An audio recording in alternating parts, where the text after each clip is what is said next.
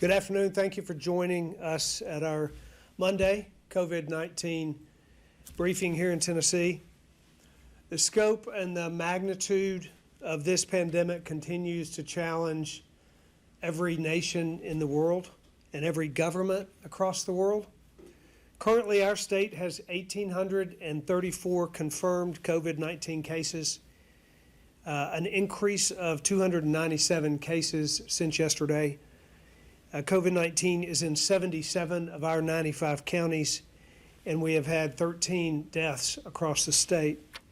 More than half of our states also currently under some form of shelter-at-home orders, especially in our population-dense cities. But I have a particular concern about this situation escalating in our rural communities. Today, I'm announcing measures that will implement safer at home guidelines in every county in our state to better our approach to social distancing while also protecting the livelihoods of Tennesseans. This is not a mandated shelter-in-place order, because it's deeply important to me that we remain a state that protects personal liberties. But it is a strong urging for Tennesseans to stay home when at all possible, because I also believe that with personal liberty comes personal responsibility.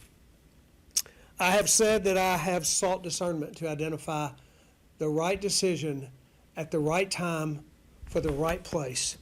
Today, I signed Executive Order 22, which restricts businesses that cannot possibly safely operate during this COVID-19 crisis, including businesses like barbershops, salons, recreational and entertainment outfits. The order at the same time provides for the continuation of essential businesses throughout every county because of my belief that we must protect our economy while protecting the lives of Tennesseans. We've asked Tennesseans to stay at home when possible since March 22nd. Yesterday, President Trump provided new guidance from the CDC that's evolved and extended isolation measures up to April 30th. And we believe that Tennesseans in non-essential capacities should take the additional step of remaining at home from work, school, and non-essential businesses.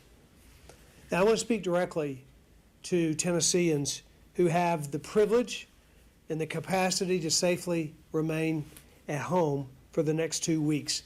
We need you to do that, to protect the lives of your neighbors and protect the lives of Tennesseans, to protect the well-being of our healthcare workers and our essential employees and vulnerable populations like the elderly in Tennessee. We need you to stay home where at all possible. Your habits and your routines will make the difference as we work to swiftly defeat COVID-19. We will work together to establish new habits, like safely supporting Tennessee businesses, ordering takeout or shopping online or shopping for essentials at the grocery in normal quantities and resisting the urge to panic buy. The faster we blunt the surge of this spread, the faster we all get to go back to work. The COVID-19 pandemic has caused tremendous uncertainty for Tennesseans and left many small businesses in a vulnerable position. So we're also calling on the business community to embrace alternative business models and partner with us in the fight against COVID-19. We're calling on businesses and entrepreneurs to be part of innovating in the field of healthcare management as we rapidly scale operations to care for the sick. I've directed Unified Command to engage in a partnership with Launch Tennessee to work directly with Tennessee businesses and entrepreneurs who are willing to switch production to make life-saving PPE and medical supplies. To that end, we've welcomed Margaret Dolan of Launch Tennessee to our Unified Command team as she brings years of entrepreneurial and troubleshooting experience.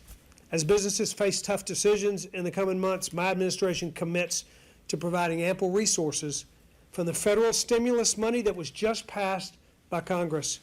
We'll also continue to make every effort to connect displaced workers with employment opportunities. I'm very proud that Lieutenant Governor and the Speaker are here with me today, Lieutenant Governor Randy Mcnally, Speaker Cameron Sexton, to show their support for what we are pursuing. I want to continue the work that we have done in the past, but continue to work with the legislature as we develop solutions and develop strategy to go forward in the months ahead. I would like to welcome Lieutenant Governor Randy Mcnally to make a few comments. Thank you, Governor. Thank you, and thank you for all you've done. I continue to support your efforts and your work with the legislature and your work with city and county officials throughout the state as we face this crisis. But I'm also happy to have with me my partner and a great Tennessean, Speaker of the House, Cameron Sexton. Thank you, Lieutenant Governor, and thank you, Governor. And Governor, thank you for the leadership that you provided Tennesseans during this difficult time. I know that this decision today was not easy for you, and as you've thought about it and debated it, one thing I do know is we're all taking the public health of all Tennesseans very importantly as we continue to move through this role. And as the Governor said, please do your part and stay apart and continue to follow the CDC guidelines as we move forward. We want a healthy Tennessee. We also want a healthy economy, but that only happens by keeping Tennesseans healthy. So please adhere to the Governor's executive order today as we continue to move forward. And Governor, thank you for your leadership during this most difficult time and these unprecedented times in our state. Thank you. Thank you both very much. As I said, we will be working together with the legislature and members of the legislature across the state and leaders from all corners of the state. And I've heard from many leaders and coordinated with many county mayors and local officials to help develop the strategy going forward. We'll be working together. Together in this state, we can accomplish what we need to accomplish. Next, I'm going to ask Dr. Lisa Piercy, our Commissioner of Department of Health, to come forward. Dr. Piercy is going to make comments about the Gallatin nursing home situation that we face, that many of you have heard about. I wanted her to provide additional information regarding that and the situation in general. Dr. Piercy. Thank you, Governor. By way of general update, our current case count is 1,834 cases, 148 hospitalizations, and 13 deaths spanning 77 counties. As I'm sure you're aware, this is a substantial increase and the numbers continue to grow. One of the most concerning trends we've seen is an increase in our elderly population, and specifically that at the Gallatin Center for Rehab and Healing, as the Governor just mentioned. Over the weekend, we dealt with a rapidly escalating situation, and ultimately 74 residents and 33 staff members tested positive for COVID-19. While we have not yet officially confirmed hospitalizations or deaths, we have seen lay media reports of at least one death, and we know of dozens of hospitalizations related to this. As mentioned, this was a rapidly escalating situation that required a swift and aggressive response. We determined that given all of the factors, the best course of action was full evacuation and decontamination of the facility. It is our hope and plan that these residents will be able to return back to the facility who are medically appropriate to do so in the next 48 to 72 hours. I want to be clear. The Gallatin Center for Rehabilitation and Healing has been an excellent partner throughout this entire weekend.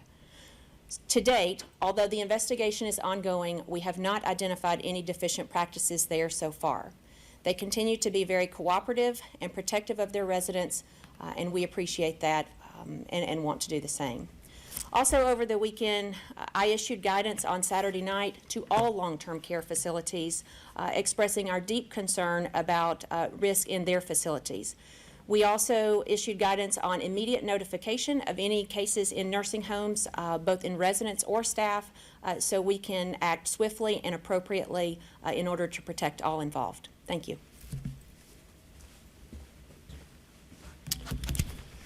I want to just make a couple more remarks about the efforts that we are making across the state, and particularly with our Unified Command Group. We are incredibly focused on the issues surrounding medical supplies, personal protective equipment, the number of hospital beds, the number of hospitalizations, and our healthcare capacity to meet those hospitalizations. We are incredibly focused on preparing our state in the most effective and most efficient way we can to utilize our private sector providers and the resources that we have at the state, along with the National Guard, to provide services all across the state. We will get through this. We will find our way uniquely through it as Tennessee, and I'm very encouraged by the cooperation of folks all over the state to make it happen. We will open up this opportunity to answer questions, and then I'll close with some closing comments after we have questions. So let's have questions. First, we'll go to Kim Crucy with the AP. Kim, your mic is unmuted. Hi, Governor. My question is that for several weeks now, you have encouraged Tennesseans to stay home. You have resisted issuing a mandated shelter-in-place, as you repeated today. I guess my question is, what makes you think Tennesseans are listening to you to stay home? We had a beautiful weekend this past weekend where there was a lot of people out and about. What makes you think that this announcement will be different?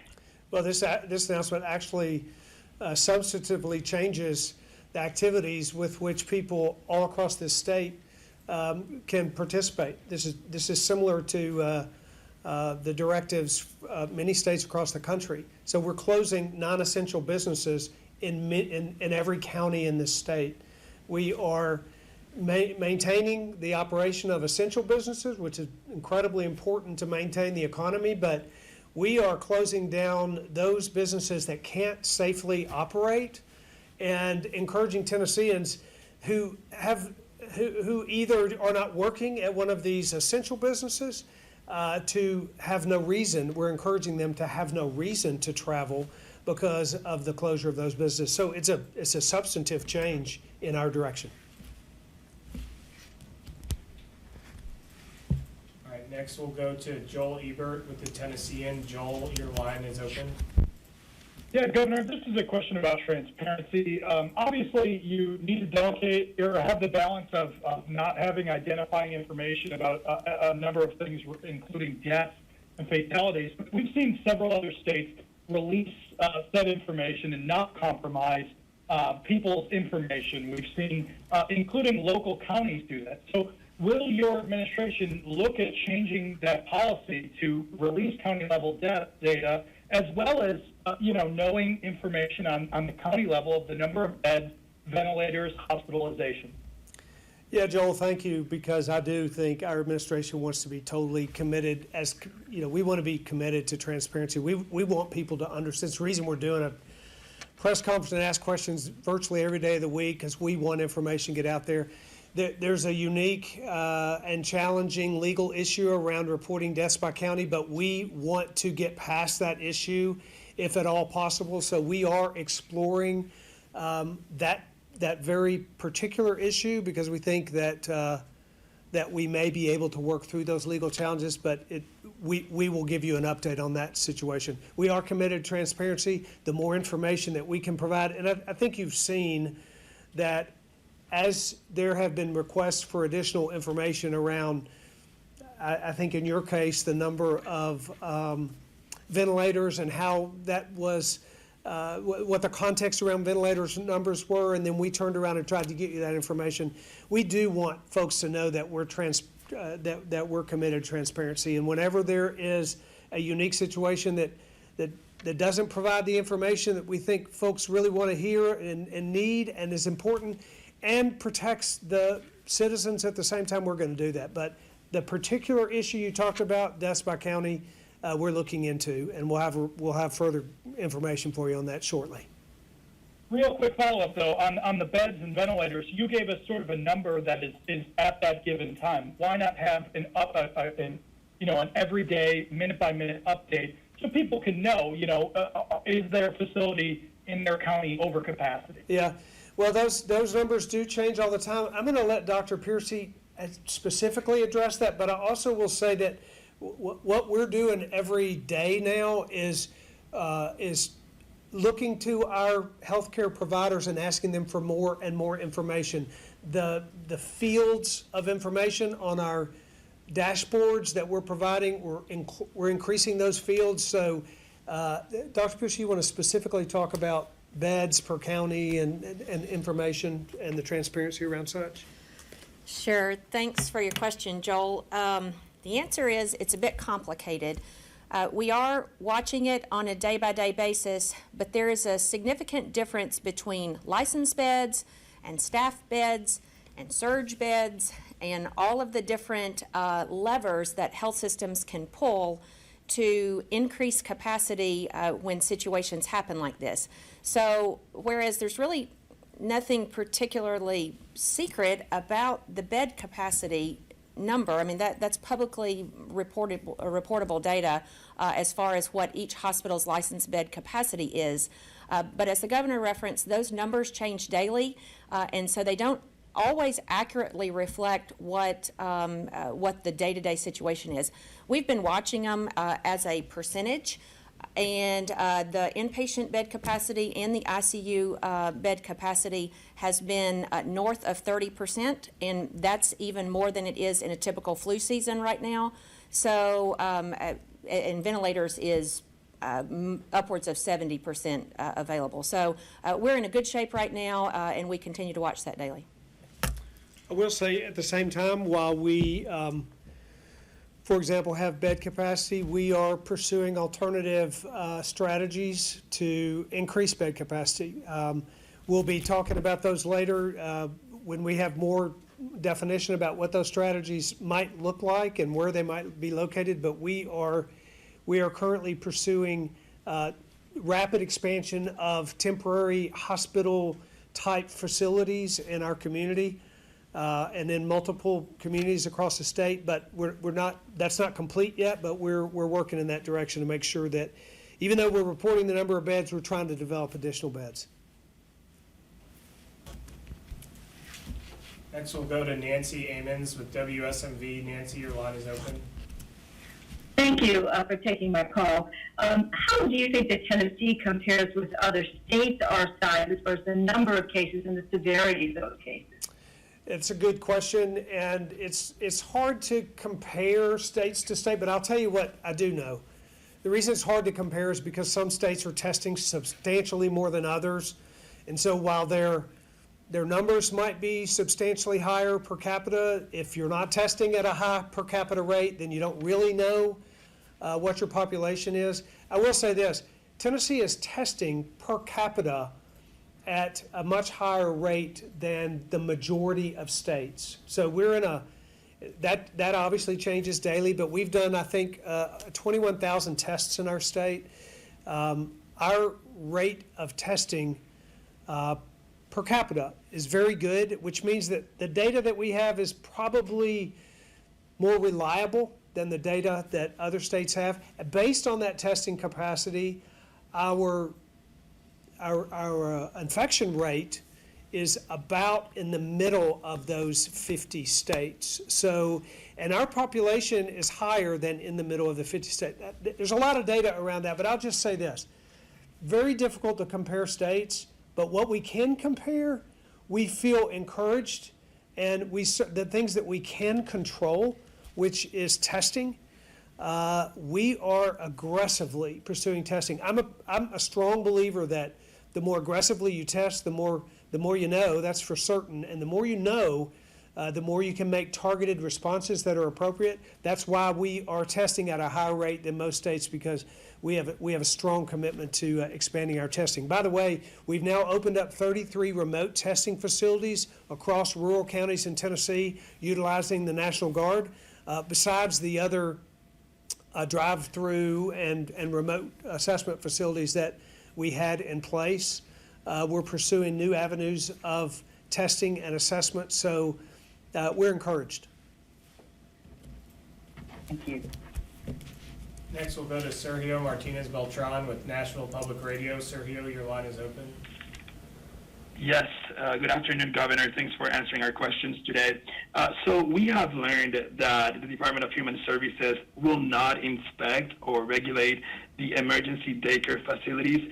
How do you ensure the safety of the kids in these centers?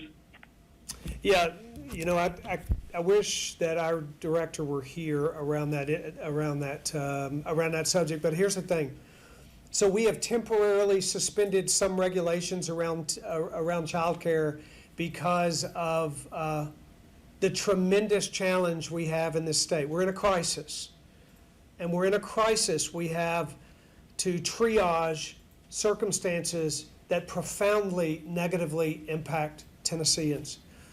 When we closed schools across this state, we sent hundreds of thousands of children home to families oftentimes who are a single working parent or two-parent families.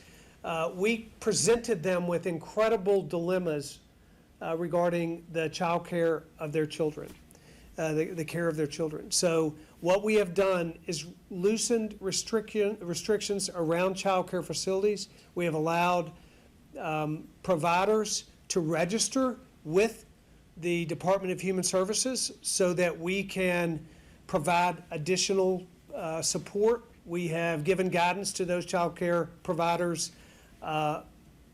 We've given guidance to them that they socially distance children appropriately. And let me just say this: those providers who do register with the Department of Human Services, there is a process in place for them to have background checks to help provide for the safety of those children.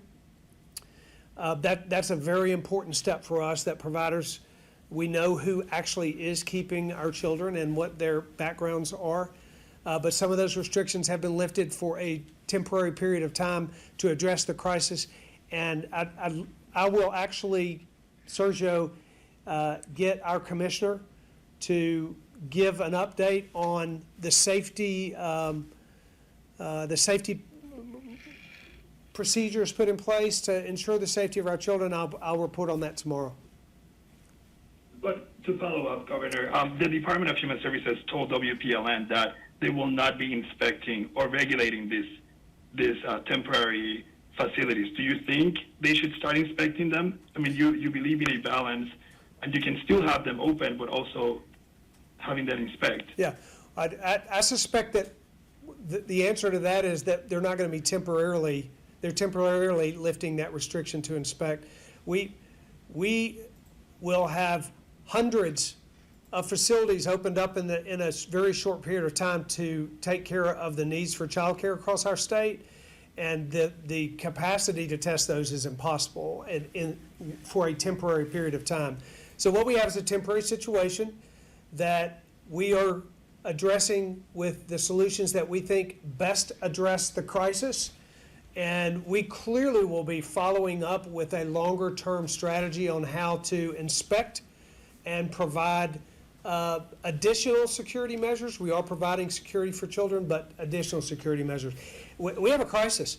We have situations that are laid before us that for a short period of time are require very difficult decisions, and decisions that will address and change the way that we typically do things. But we will make those decisions in the best interest of Tennesseans, and we'll make the changes appropriately to protect our kids. We will do that going forward. Next, we'll go to Andy Scher with the Times Free Press. Andy, your line is open. All right. Hi, Governor. Andy. Appreciate you doing this.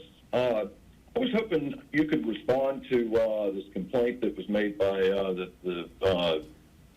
disability folks in Tennessee, which basically they're saying that your policies under a 2016 policy could allow discrimination against disabled people receiving COVID-19 care, and I think HHS's Civil Rights Division has issued something on that.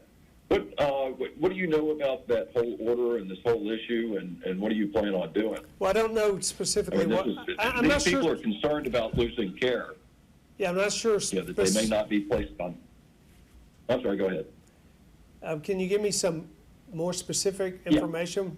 I mean, here's the thing. Yeah. Again, I would say this, to the degree that we are wholeheartedly committed to serving special populations in this state, and the incredible challenges that have suddenly arisen with those special populations, whether it's individuals with developmentally and intellectual disabilities, whether it is the homeless, whether it is those with mental illness. Our departments across this state have had a tremendous surge in the challenges associated with this crisis. We have a crisis on our hands, and it presents unique challenges to every department. I'll just tell you this state has been incredibly committed to serving the health care, and the well-being of those with developmental and intellectual disabilities, and we will continue to do that. And wherever this crisis has created a challenge from the Health and Human Services side, we will address that. Dr. Piercy, do you have any particular additional information there? I appreciate your question, Andy, and I certainly will get more detailed information about the issue you're bringing forth, but Tennesseans need to know, every Tennessean needs to know, regardless of what circumstance you find yourself in, the challenges that we face as a state to provide an unchanging level of service to every Tennessean, those are huge and tremendously difficult challenges, but we're committed to meeting them. We may have to make adjustments. We may have to make temporary changes in the way we do that, but we are unwavering in our commitment to provide the services that the state of Tennessee provides to every sector of our population, and we will be doing so. And when we find that there is, because of this crisis and some issue that has changed that, then we will we will work to address it. But I will give you a specific answer on that one as well, Andy. All right, thank you. Next, we'll go to Jordan Ferguson with News Channel 9 in Chattanooga. Jordan, your line is open. Hey, Governor. Last week you talked about there are 537 unused ventilators currently. Can you tell us the current staff ventilators and if there are any shortages throughout the state, and how many hospitals have ventilators available? I'm going to let Dr. Piercy answer that. She has data on ventilators. Thank you. Related to ventilators, I didn't look at the exact raw number of ventilators that we have available, just looked at the percentage. The last percentage I saw is that 67% of all traditional ventilators across the state are currently available. So we're only using about a third of our traditional ventilators. We also have 2 more pools of ventilators that we can use once that 67% capacity or additional capacity is depleted. One of those, the governor has mentioned and I've mentioned in the last few weeks, are the 500 plus ventilators, new ventilators that we have ordered. We have already received about 150 of those and expect to receive the rest of those in the next week or two. And so you've got the ones that are in hospitals now, you've got the new ones on order, and then there's a whole different set of ventilators that we haven't even counted yet. We're in the process of adding a field in that hospital resource tracking system that you've heard me speak of, that we're calling alternative ventilators.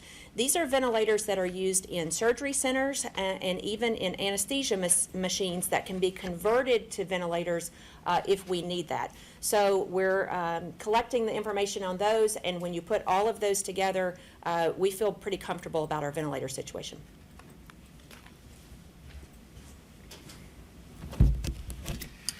Next question. Yeah. Next, we'll go to Nathan Baker with the Johnson City Press. Nathan, your line is open. Yes, thank you. Governor, you said you had particular concern about the situation in rural communities. Can you talk a little bit more about that concern and why it's particularly concerning to you? Well, I think that I've been watching the numbers of counties impacted in our state, and in the last several days, the speed with which this virus is moving into rural communities is concerning. So we now have 77 counties in our state that have had a confirmed, at least one, and many of them with more confirmed cases. That number's jumped dramatically in the past week. And so the fact that this virus is moving into our rural communities is in fact very discerning to me.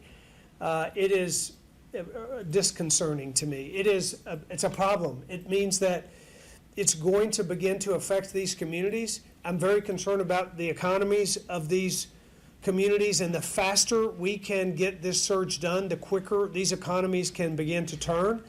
Rural communities are more hard hit than others oftentimes when we have downturns in the economy like we've got dramatically happening right now. So I do have some concerns. I think that part of what drives decisions for me is data. I'm a person who I want to get facts to the degree that we can gain facts, and I want to watch data. And as those data points change, then our decisions change about what the course of action should be. So we have a course of action to a point, and then a change of information appropriately changes a course of action. That's what's happening today. The change in the number of counties, the change in the number of hospital beds, the concerns about the economies of our rural counties have caused me to take this step that I believe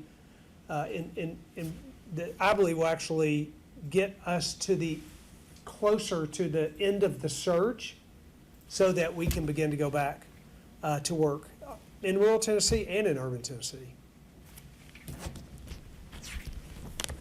Next, we'll go to Stephen Elliott from the Nashville Post. Stephen, your line is open. Thank you, Governor. I'm still a little bit confused about the nature of what you're announcing today, because at the top you said this was a strong urging to people, and it's deeply important that we protect personal liberties. So are you saying that the instruction to citizens is still an encouragement and urging, whereas this new order mandates the closure of certain additional businesses? That's right. This is not a mandate for people to shelter in place. This is an urging to citizens to not utilize non-essential businesses, and the reason that it is urging them to stay in place and will change behavior to not utilize non-essential businesses is by closing those businesses. It's a two-step, it's a two-component executive order. I think it sends a strong message to Tennesseans. It certainly changes the environment for which they will operate in every county in our state, and it will strengthen the social distancing policy across our state, which we all know will help slow the spread. It's real. I've said all along, we've got to mitigate the spread of this disease and protect our economies, and I think this executive order will do just that. Thank you. That concludes the question and answer portion. At this time, Governor, if you'd like to make a closing statement. Yeah, I want to thank Tennesseans for what they're doing. I want to urge Tennesseans to do more. I want to remind Tennesseans that things change daily and that decisions change daily.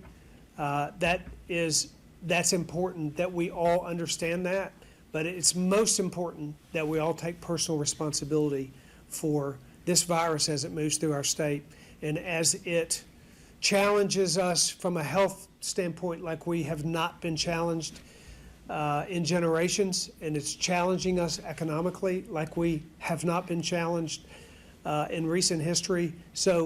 But together we will get through this. I have a great deal of hope. I've said in days past that there is a storm over our state. There is a storm that began the day the tornadoes hit, and it has continued through this day.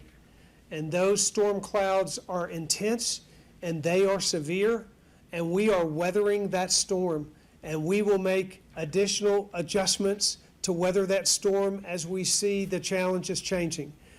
But Tennesseans, remember, the storm is passing. It is passing. We don't know where we are exactly in the line of this storm that's going over our state, but it is passing. And we will see the end of this. And if we do this right, and if we work together, and if we encourage one another, and if we're innovative and creative, and we take personal responsibility, and we seek to help those who are most vulnerable, we will get through this storm that's passing, and we will have an outcome that we are all proud of. I encourage all to be a part, to do your part, and stay apart. Thank you.